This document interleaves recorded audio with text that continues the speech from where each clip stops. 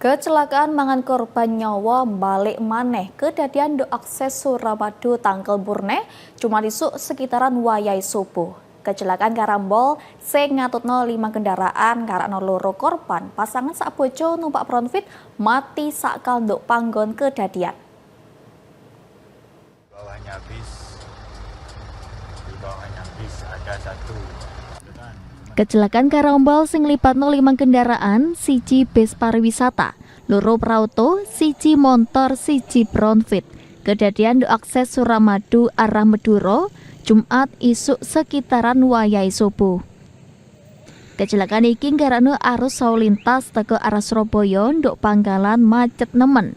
Polane salah sijine prauto sing kelibat kecelakaan karambol malang kadak nduk tengah embong. Polane kecelakaan iku loro wong numpak Pronfit pasangan sak bojo mati sakal nang TKP. Malah salah sijine wong numpak Pronfit ambek kendaraane keseret ambek ana nduk ngisore awake bis sadurunge dievakuasi.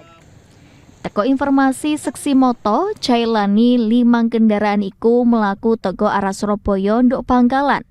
Sampai nduk panggon kedadian, dipedhek bis sing mlaku banter iku momot penumpang santri nabrak montor Avanza sing ana nduk ngarepe.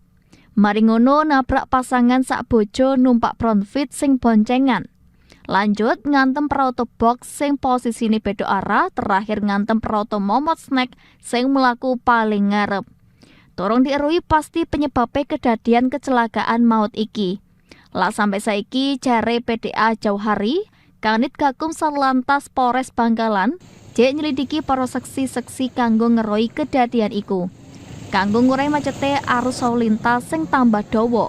Polane siji arah Bangkalan keisok dilewati kendaraan, polane prauto sing malang kadak, polisi berlakokno sisi Meduro nduk Surabaya sing awale siji arah dadi rong arah.